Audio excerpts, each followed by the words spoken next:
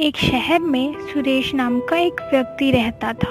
वो जगह जगह जाकर कढ़ी चावल बेचा करता था। वो अपने 12 साल के बेटे सोनू के साथ रहा करता था। उसके बेटे को पढ़ने का बहुत शौक था, पर पैसों की कमी के कारण सुरेश उसे पढ़ा नहीं पा रहा था। वो दिन भर कढ़ी चावल बेच के जो कमाता था, उससे घर चलाना बहुत कठिन होता था। एक रोज सुरेश कढ़ी चावल बना रहा था कि तभी उसका बेटा सोनू उसके पास आता है और कहता है, पिताजी मुझे बहुत भूख लग रही है, खाना कब बनेगा?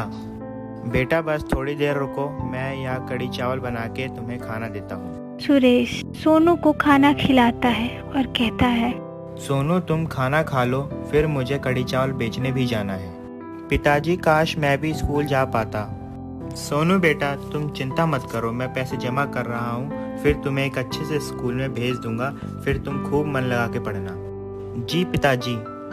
तुम खाना खा लो, मुझे कढ़ी चावल बेचने भी जाना है। कुछ देर बाद सुरेश भी कढ़ी चावल बेचने चला जाता है, पर पूरा दिन मेहनत करने के बाद भी सुरेश ज़्यादा नहीं कमा पाता था। वो थक हार के घर आता था। सोनू उसे पानी देता है और कहता है, पिताजी ये लो पानी पी लो।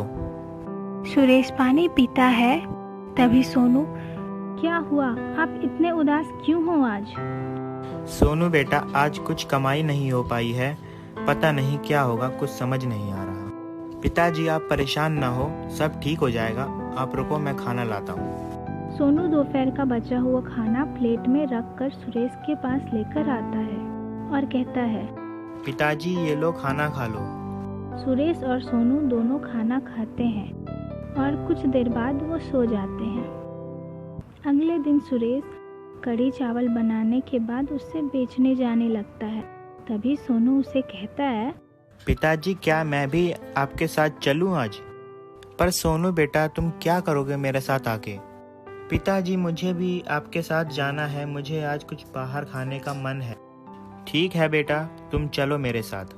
सोनू सुरेश के साथ कढ़ी बेचने चला जाता है। कुछ देर बाद सोनू को एक टिक्की वाला दिखता है और वो सुरेश से कहता है, पिताजी मुझे टिक्की खाने का बहुत मन है, क्या मैं वहाँ चला जाऊँ? ठीक है सोनू बेटा, ये लो पैसे, तुम वहाँ टिक्की खाया। सोनू टिक्की खाने जाता है। तभी एक गाड़ी अचानक से सुरेश की तरफ आती है और उसका एक्सीडेंट हो जाता है। तभी उस गाड़ी में से एक अमीर आदमी बाहर आता है और जल्दी से सुरेश को सोनू के साथ अस्पताल ले जाता है। कुछ देर बाद सुरेश को होश आता है। सोनू और वो अमीर आदमी सुरेश के पास पूछता है। सुरेश उदास मन से कहता है, पता नहीं क्या होगा अब। सोनू बेटा मुझे तुम्हें एक अच्छे स्कूल में भी भेजना था, कुछ समझ नहीं आ रहा क्या होगा। सुरेश इन सब के बारे में सोचने लगता है कि तभी वो अमीर आदमी उससे कहता है, भाई साहब आप मुझे माफ कर दीजिए, मेरी गलती से आपका ये हाल हो गया। आप चिंता ना करें, मैं एक स्कूल का प्रिंसिपल हूँ, आप चाहे तो आप अपने बेटे को मेरे स्कूल में भेज सकते, और जब आप भी ठीक हो जाओगे आप भी मेरे स्कूल में सिक्योरिटी गार्ड का काम कर सकते हो, कृपया करके मुझे माफ कर दीजिए। सुरेश उस आदमी को माफ कर देता है। कुछ दिन अस्पताल में आराम करने के बाद वो ठीक हो जाता है और सोनू भी स्कूल जाने लगता है। कुछ दिनों बाद सुरेश को भी उसी स्कूल में सिक्योरिटी गार्ड की नौकरी मिल जाती है और दोनों खुशी से रहने लगते हैं।